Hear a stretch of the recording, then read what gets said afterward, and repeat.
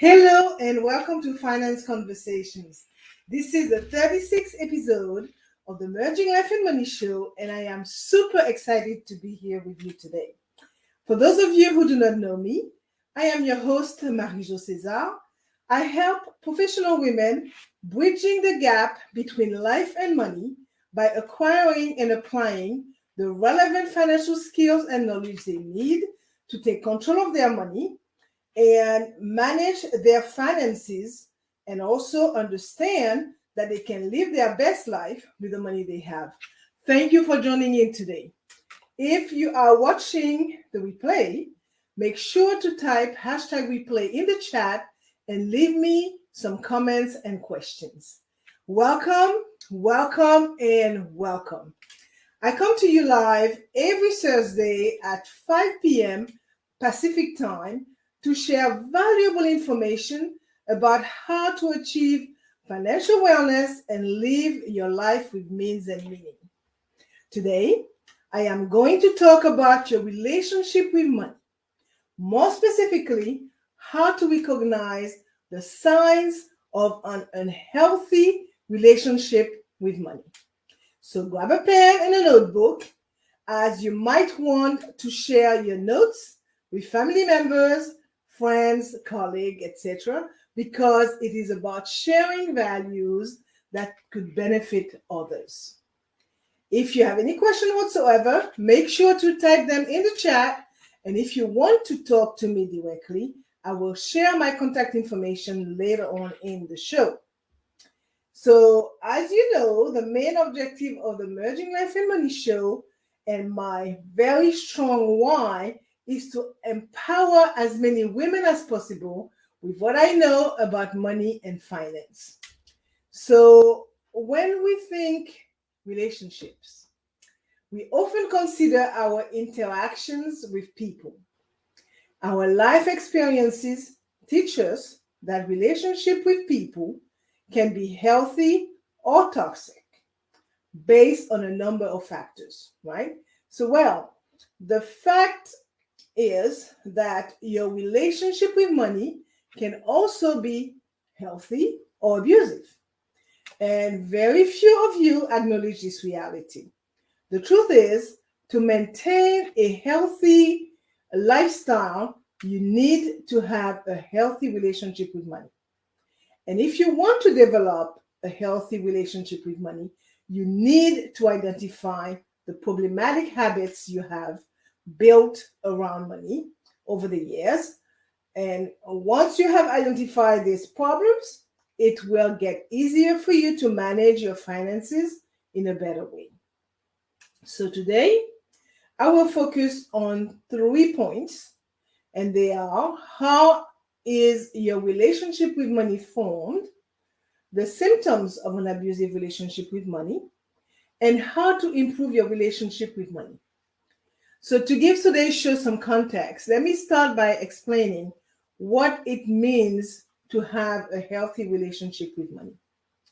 Financial wellness is an important part of our overall well-being, and it includes having a healthy relationship with money that gives us a sense of fulfillment. Okay? So financial wellness includes spending money based on your values, having low or reasonable debt, saving money to meet your goals, having a safety net such as an emergency fund or insurance, and preparing for long-term events such as retirement.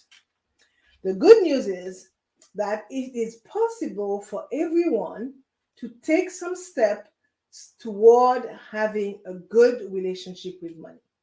So let us begin. How is your relationship with money formed? Our money relationship is formed by our observations and the messaging we see and hear related to money. According to a PBS report, children can understand basic concepts about money as early as age 3. And by 7, their values around money are already set. Your early experiences with money such as witnessing argument about it or being defined by it, can trigger a range of emotions such as anxiety, resentment, or feeling of superiority that we carry through life, right? Those experiences and emotions shape your values and relationship with money. So, based on your values, money can make you feel secure as you provide for yourself and others you care for. Your joy may come from the sacrifices you make with money. Money can also make you feel insecure if you do not have the things you want. And you can view it in a negative way as well, as it may encourage envy and corruption. It can also position you to be excessively competitive by attempting to keep up with the Joneses, right? Everybody knows a Jones. Also, you can be led to believe that money is a source of increased happiness. However, a recent study by researchers at Purdue University showed that individuals with an annual income of $95,000 reported the greatest level of overall life satisfaction. Okay, the study also found that additional income did not create a proportionate level of happiness beyond that point. Another fact is that most of you carry money frights from earlier in life, as you might have experienced disappointments because your parent had, who knows, real financial limitations. And without realizing it, those early experiences can haunt you for a very long time if you let them. So you might also be, you may have also internalized the stress your parent felt about money, or maybe you may be blaming yourself for their stress. So this is why it is so important to revisit your early financial experiences to discover possible money frights that continue to affect you up to now. Which brings me to my second point: the symptoms of an unhealthy relationship with money. Even if you have a high salary or seem financially successful, it is still possible that you do not have the healthiest relationship with money. Okay? So many people seem financially successful on the outside because people identify nice, material things with success. The person driving, the expensive cars, I guess like a Benz or an Audi, is immediately seen as being successful, yet they could be up to their eyeballs in debt behind the scenes, right? Others can actually be financially successful, yet they still use money in an unhealthy way. They may indulge in things that feed a deep-seated problems, yet they make enough money that their financial situation is not impacted. Remember that an unhealthy money mindset can lead you to make bad financial decisions. Let's look at a few of the symptoms, and I identify quite a few of an abusive relationship. Withdrawal from others. Okay, when you are in an abusive relationship, the abuser tends to want you all to themselves. So, do you find yourself dedicating most of your time chasing money? Do you find yourself on the proverbial hamster wheel, working harder and earning more, leaving little time or energy for anything or anyone else? Do you feel guilty when you unwind or spend time relaxing? Does making money take all your time, so much so that you do not have any time to pursue your hobbies, for example? If you relate, money is keeping you from realizing that you have a life outside of the relationship. Okay? It would not allow you to spend time with friends and families, nor will it want you to have any outside fun and relaxations. So another one is like lack of confidence. That's another sign. An abusive partner again regularly and repeatedly undermines your self-esteem. You are never smart enough or good enough. No matter how hard you try, you feel deficient. You are ashamed to talk with friends and family about what is really going on in the relationship and feel compelled to lie to keep up appearances. So is that how you feel about money? So no matter what you do, you are never quite up to par. Do you feel that you must constantly prove yourself just to stay even? Or are you feeling deficient or ineffective when looking at others? Another one is fear. People in an abusive relationship feel anxious and afraid almost all the time, especially if they are dealing directly with their abuser. So, what about you and your money? Do you lie at night worrying about whether you are doing the right things with your money and making enough? Are you anxiously wondering whether you and your family are financially safe and secure? So, when you have to make a decision about money, do you break out in cold sweat or are you always on edge about it? Think about that. And let me continue. I have a few more signs that you could relate to as well. What do you worry about not having enough money? So if you constantly worry about not having enough money, it means that you suffer from a scarcity mentality. Um, are you feeling guilty when you spend? So remember that hoarding money and never enjoying what you can buy with it is one of the most toxic financial behaviors. So, to develop a healthy relationship with money, you need to perceive money as a tool that enables you to live your life to the fullest. Another one is thinking that you need to have a certain amount of money to be happy. Well, your happiness should never depend on the money you have or do not have. One of the most critical traits of an unhealthy financial relationship is to pin down your happiness on the money. This way, you set yourself up for disappointment. Okay, so if your money can actually buy you what you need, you don't need to believe that a specific amount of money will make you happier. Another one, always having an excuse for not being able to save. Okay, it is hard to get where you want to be without even trying. Simple as that. No matter how much you earn, you can save a little every month. Okay, you might find it hard in the beginning.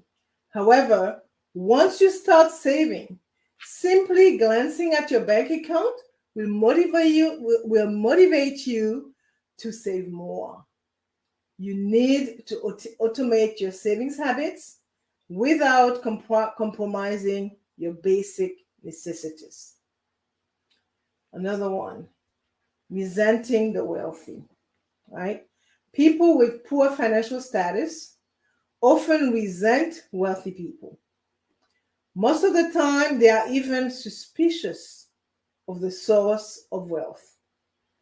So, if you want to be financially stable, you need to stop looking at what others have, okay? If you aspire to be wealthy one day, you need to let go of the default perception about the wealthy being evil.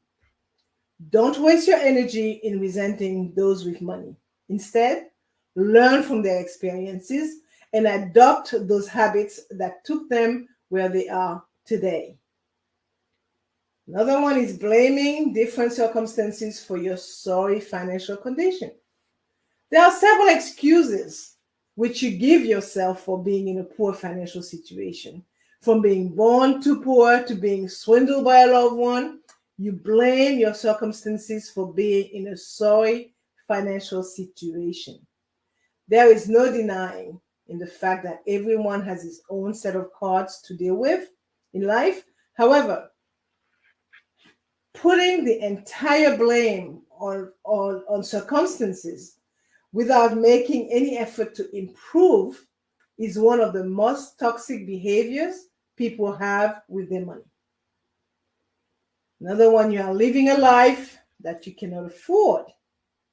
I could tell you, jealousy of the lives of others is as toxic to your financial life as jealousy of a partner is to a traumatic, to a romantic relationship. When you are trying to keep up with the Joneses, remember those guys? It's an indicator that you are envious of the life they are leading. Okay, these are things they have that you don't. So you spend money you don't have in order to accumulate those possessions. I got a few more. Falling victim to financial scams. Okay, if you keep getting attracted to financial scams, it means that you have an unhealthy relationship with your money. It's like staying in a relationship with a partner who abuses you. So before investing in a financial opportunity, you need to see if it is too good to be true. And if that's how it is, it's more likely a scam. Do not trust everything you find on the internet. Be smart with your money. Conduct proper research before deciding where to invest. No matter what your financial situation is, you should always work toward improving it. If you want to have a good financial life, you should never give up. Okay? And let me say that if you relate to any one of these signs, you are in an abusive relationship with your money. Which brings me to the third point: how to improve your relationship with money. Regardless of the root of these unhealthy tendencies, you are not destined to live that way forever. If you are overwhelmed, think of building this relationship like cleaning your house. For example, the idea of cleaning the whole house at one time can feel too stressful. So sometimes so stressful that you decide to push it off and the mess gets worse. So instead of quitting or stressing yourself out, start by cleaning one room at a time. Okay, so apply this concept to your relationship with money, and soon you will be on your way to creating a healthy relationship with your money. Expect the best, okay, and prepare for the worst. You all go through many tough experiences in life, most of which are out of your control and not even your fault. Things like job losses, illnesses, accidents. Unfortunately, your financial responsibility do not get a break during these times. So be prepared for them by having an emergency fund ready. Okay? Create beliefs about money that will support your house budget, your lifestyles, and your goals. This will help you identify the limiting behaviors you have developed with your money. Recognize and evaluate any healthy pattern you might have with your money, then work on healing them. Do not spend more than you make. So limit debt by viewing credit card as something only to be used when needed and paid back immediately. Okay, by only what you can afford. What about that one thing that you really want but simply cannot afford it right now? Start saving for it. It feels incredibly I should say it really feel great, incredible, knowing you purchase it responsibly. Okay, save 10% of your earning. Look at saving money as an item in your monthly budget. I recommend allocating at least 10% if you can of your earning to savings. However, if you cannot start with 10%, start lower and increase as you go. Okay? Know where your money goes. You don't want to find out where it went. Do not ignore your statements, okay? Bank statement, credit card statement, whatever statement that has to do with money. Track your inflows and outflows. This habit can build your confidence with money, as well as support that goal of building a steady, strong, and healthy relationship with it in your life. So when you remove that toxicity around tracking money, this process can help you save money and spend more consciously. Last but not least, give. Okay? Allow giving to be a healthy way of living. Choosing to be generous can help break your desire for more material possessions. Money is not your only source of happiness, okay? However, if you are not at a point where giving financially is an option, be generous with your time. All right, so I covered a lot. So I am going to wind down and sum it up some.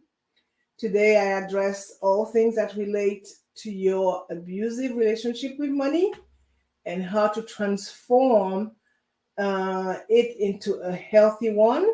So I touch on how is your relationship with money formed, the symptom of an unhealthy relationship with money, and how to improve. I share some steps to show you how to improve your relationship with money.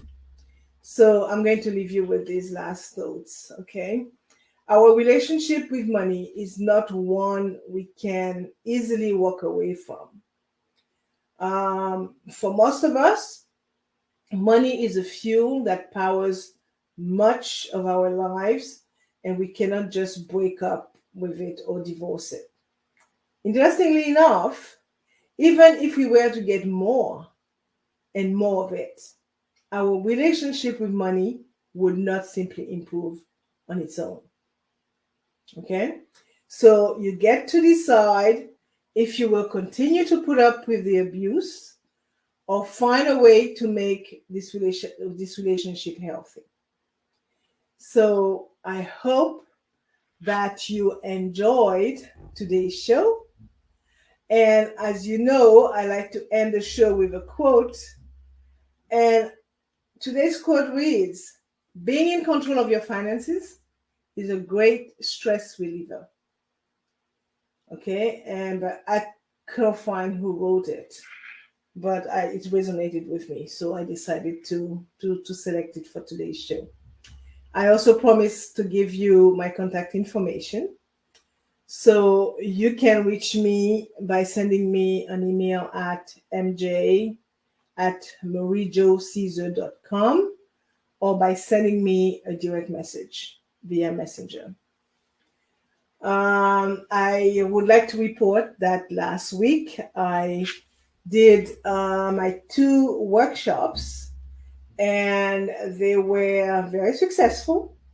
So much so that I will have it available there at cost in the near future. And also to tell you that I'm actively working on my program that I will be launching in the near future. Okay, so thank you for those of you who decided to join in the workshop. It was a very good one. So looking forward to many more of those in the future. So for more information about how to achieve financial wellness from the inside out and live a purposeful life with the money you have? Join me next Thursday at 5 p.m. Pacific Time, 6 p.m. Mountain Time, 8 p.m. Eastern Time, 9 p.m. Atlantic Time, and 10 a.m. Friday, Brisbane, Australia time. Thank you for being here today on the Merging Life and Money Show. I am your host, Marie-Jo César. I will be back again next week. Until then, continue merging life and money. Bye for now.